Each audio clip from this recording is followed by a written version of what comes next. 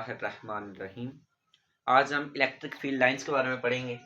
Last lecture में हमने क्या पढ़ा, इलेक्ट्रिक फील्ड कि इलेक्ट्रिक फील्ड क्या होती है, वो रीजन या वो स्पेस जिसके अंदर चार्ज अपनी जो फोर्स है उसको एक्सर्ट करता है, या वो रीजन या स्पेस जिसमें आप चार्ज की फील्ड को, चार्ज की फोर्स को एक्सपीरियंस कर सकते हैं, वो आपके पास क्या होता है, इलेक्ट्रिक फील्ड।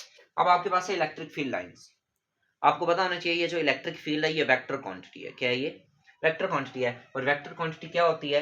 ऐसी फिजिकल क्वांटिटी जो मैग्नीट्यूड के साथ साथ डायरेक्शन पे भी डिपेंड करे, यानी इनका कोई ना कोई डायरेक्शन होता है। ठीक है, तो अब जाहिर है अगर मेरे पास, मैं कहता हूँ ये एक पॉजिटिव चार्ज है, ये इसकी फील्ड है। फील्ड मतलब ये वो रीजन है, ये वो स्पेस है जहां पे अगर कोई चार्ज आएगा तो उसके ऊपर एक फोर्स लगेगी। समझा रही? और ये क्या होता है, ये 3 डायमेंशन होता है, एक स्फीयर की सूरत में हर डायरेक्शन में लगती है फोर्स। समझ आ रही है? ऐसे बाहर की तरफ भी लगेगी, हर तरफ से इसके ऊपर फोर्स लगेगी। ठीक है, ये चार्जेस जो है क्या करेगा, फोर्स एक्सर्ट करेगा। अब क्या है, अब मुझे पता है कि इलेक्ट्रिक फील्ड क्या है आपके पास, एक वेक्टर क्वांटिटी। वेक्टर क्वांटिटी है तो मतलब इसका कोई ना कोई डायरेक्शन होगा। ठीक है, तो अब हम उसको कैसे मेजर करेंगे, उसको हम देखते हैं इलेक्ट्रिक फील्ड लाइन से।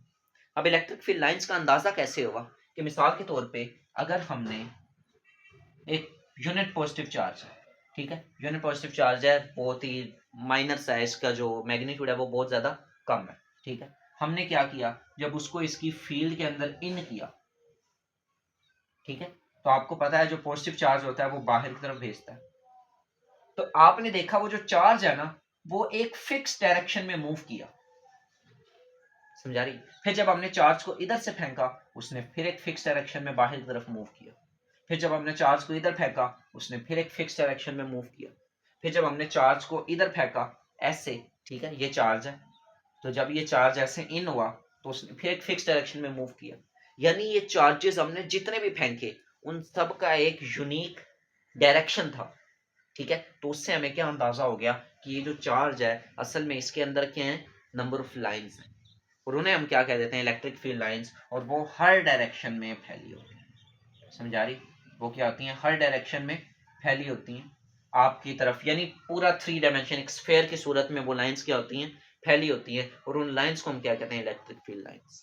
ठीक है, असल में वो लाइन क्या करती हैं, वो आपको डायरेक्शन बताती हैं कि इलेक्ट्रिक फील्ड का डायरेक्शन उस तरफ। समझा रही? इसी तरह अगर नेगेटिव चार्ज होगा तो नेगेटिव चार्ज क्या करता है, अंदर की तरफ अट्रैक्ट करता है।